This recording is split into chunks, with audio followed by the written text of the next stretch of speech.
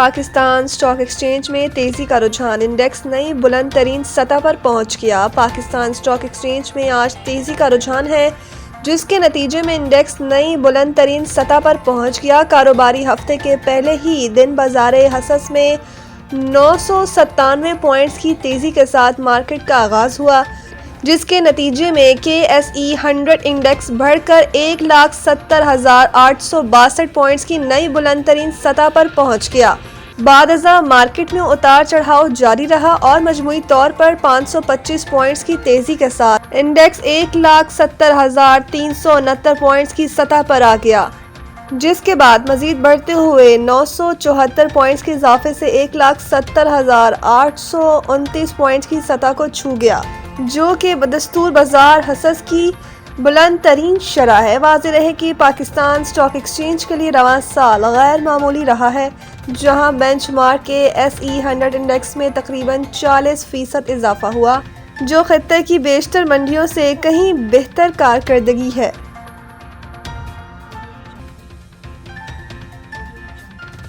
Sydney हमला दहशतगर्दी करार, फायरिंग करने वाले बाप बेटा निकले, मजीद किसी हमला आवर की तलाश खत्म कर दी गई। पुलिस के मुताबिक हमले में मुलव्वस अफराद बाप बेटा थे, जिनमें से एक हमला आवर हलाक जबकि दूसरा शदीद जख्मी हालत में जेर इलाज है। न्यू साउथ वेल्स पुलिस ने प्रेस कॉन्फ्रेंस में बताया कि ये फायरिंग यहूदी बरादरी की एक तकरीब के दौरान की गई। हलाक होने वाले हमला आवर की शनाख्त 50 साला साजिद अकरम और जख्मी हमला आवर की शनाख्त 24 साला नवीद अकरम के तौर पर हुई है।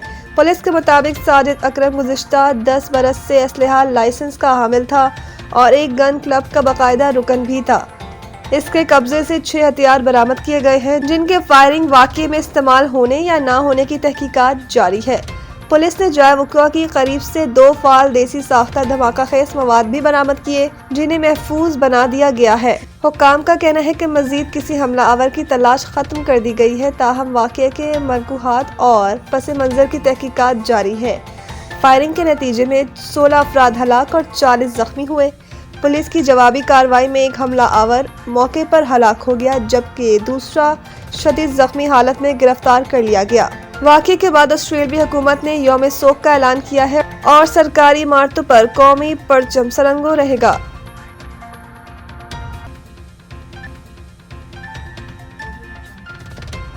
पाक बहरिया का फिजा तक मार करने वाला मिसाइल के फायर पावर का शानदार मुजाहरा। पाक फौज के शोबा ताल्लुकात आमा ISPR के मुताबिक पाक बहरिया ने शुमाली बहरिया अरब में FM-19NER सतह आप से फिजा तक मार करने वाले मिसाइल की कामयाब लाइव फायरिंग के जरिए अपनी जंगी सलाहियत और ऑपरेशनल तैयारी का मुजाहरा किया। बताया गया है कि फायर पावर के इस मुजाहरे के दौरान इंतहाई तेजी से फ़िज़ाई अहदाफ को कामयाबी से निशाना बनाया गया। लाइव मिसाइल फायरिंग का कामयाब मुजाहरा पाक बहरिया की ऑपरेशनल सलाहियत और हरबी तैयारी का मुंह बोलता सबूत है। तर्जुमान के मुताबिक commander Pakistan fleet rear admiral Abdul Munib ने फायर पावर डिस्प्ले का मुशाहिदा किया और पाक बहरिया की ऑपरेशनल तैयारी पर इत्मीनान का इजहार किया। कमांडर पाकिस्तान फ्लीट ने फायरिंग में हिस्सा लेने वाले अफसरान और जवानों की पेशा वराना महारत, अज़म और लगन को सराहते हुए कहा कि पाक बहरिया हर सूरत मुल्क की समंदरी दफा और कौमी बहरी मफादात के तहफ़्फ़ुज़ के लिए पुरअज़म है। फ्लीट कमांडर ने इस अज़म का अदा किया कि पाक बहरिया किसी भी चैलेंज से निपटने के लिए हमा वक्त तैयार है।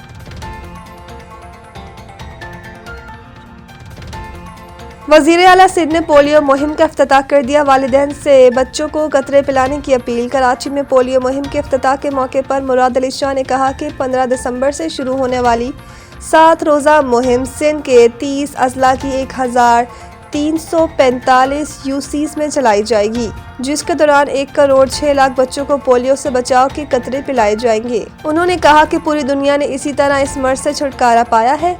ये शर्मिंदगी का बाइस है कि दुनिया में से पाकिस्तान और अफगानिस्तान में पोलियो है। इसका सिर्फ एक इलाज है कि हम पोलियो से बचाव के कतरे पिलाएं। दीगर मुस्लिम ममालिक इस्लामी ने भी बच्चों को पोलियो के कतरे पिलाकर ये मर्ज ख़त्म किया। वज़ीर आला सिंध का कहना था कि पिछले साल भी 30 बच्चों में पोलियो वायरस की तस्दीक हुई, जिनमें से 9 का ताल्लुक सिंध से था। ये मर्ज कम हो गया था, मगर कुछ सालों से दोबारा बढ़ा है। उन्होंने मजीद कहा कि इस मुहिम में 80,000 से जायद फ्रंट लाइन वर्कर्स हिस्सा लेंगे, जिनकी हिफाजत के लिए 21,000 एहलकार तैनात होंगे। वालिदैन से आवाम से अपील है कि वो बच्चों को पोलियो के कतरे जरूर पिलाएं। थाना जमान टाउन इक़दाम कत्ल के मुल्ज़मान की मुकम्मल सरपरस्ती कर रही है। पड़ोसी को कत्ल की नीयत से जख्मी करने वाले मुल्ज़मान मोहम्मद हमाद, अब्दुल्ला, अब्दुल रहमान और महमूद उल हसन को गिरफ्तार करने के बजाय मुल्ज़मान को जमानत करवाने में मदद की। मुल्ज़मान ने सेशन जज शर्की की अदालत से अपनी अबूरी जमानत मंजूर करवा ली। अदालत ने मुल्ज़मान की अबूरी जमानत में 23 दिसंबर तक तोसी कर दी। जख्मी होने वाले मुतासरा जुबैर ने बताया कि मैं मोटरसाइकिल पर अपने घर आ रहा था। घर के करीब पड़ोसी ने मुझे रोका और कहा कि गाड़ी को रेस क्यों दी। मैंने बताया कि बच्ची ने गलती से दी, लेकिन वो तैश में आया और अपने दीगर साथियों के हमरा मुसल्ला हमला कर दिया।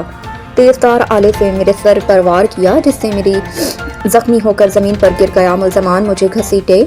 अहले मोहल्ला ने मुझे बचाया और फौरी तौर पर तिबी इमदाद के लिए अस्पताल मुंतकिल किया। होश में आने पर पुलिस को बयान कलमबंद करवाया। मुद्दई मुकदमा शरीफ हुसैन ने बताया कि बेटे ने चावल का कट्टा घर छोड़ने आया था।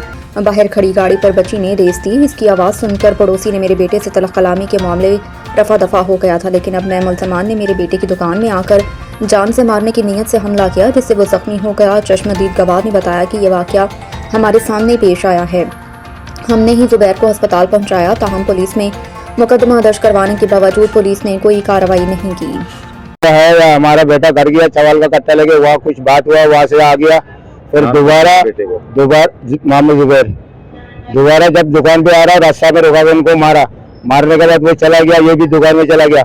10-12 लोग आ गए, उसका डंडा लेके आया, हथियार लेके आया, चूरी लेके आया, सब कुछ लेके उसको 2 बच्चा को 10 बंदा ने मारा। तो तुम कर रहा हमारे पर, ये बहुत इधर से हमारे को तंग कर रहा है और अभी भी धमकियां दे रहा है, आपको ये कर लेंगे वो कर लेंगे। एक भाई को तो लिटा दिया, दूसरे को भी लिटा देंगे। अच्छा, नाम क्या जी बोल रहा है? अब्दुर्रहमान। क्या कह रहे थे? तुम्हारे को भी नहीं छोड़ेंगे। अच्छा, और तुम्हारे भाई को लिटा दिया, तेरे को भी लिटा देंगे। और महमूद अपने भाई के साथ आके अपने घर में से अपने जितने भी वो अफराद थे, बांझे वगैरह थे, उसके बाद भाई वगैरह थे, सब 8 से 9 बंदे आए उनकी दुकान में और साथ में हाथ में लकड़ियाँ, हथियार जो साथ में थे, जो भी साथ में थे, एकदम वो पड्डे में लग गए। महमूद हसन ने इनके पीछे से आके सर पे उन्होंने कोई बारी ऐसी चीज वार की है, वो जख्मी हो गए। जख्मी होने के बाद उनके पाँव से जमीन में रगड़ा और वहाँ पे जितने भी आवाम थी सब देख रहे थे। आवाम ने जब देखा कि जुबैर जख्मी हो गया, फिर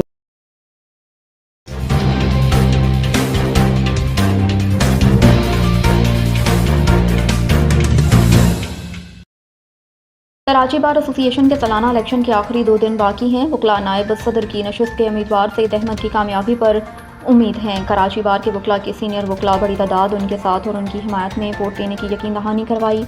सैयद जावेद अहमद एडवोकेट ने कहा कि सईद अहमद की शहरत उनकी रेगुलर कोर्ट में होना और शरीफुल नफ्स और ईमानदार मेहनती शख्सियत के मालिक हैं, यही के सीनियर वकला उनके साथ हैं। जवान वकला को भी चाहिए कि मसाइल के हल के लिए नायब सदर के उम्मीदवार सईद अहमद को वोट दें। सलीम अहमद एडवोकेट ने कहा कि सईद अहमद शरीफ और ईमानदार है। कराची बार में अब चेहरे बदलने का वक्त आ गया। सईद अहमद पहली बार इलेक्शन की नशिस्त पर इलेक्शन में हिस्सा ले रहे हैं, उनमें काम करने की सलाहियत है। सईद अहमद ने कहा कि मैंने अपनी मंशूर पेश कर दिया, अब वकला को चाहिए कि उन उम्मीदवारों को कामयाब करें जो वकला के फलाह और वेलफेयर के काम कर सकें। हम सब वकला एक हैं।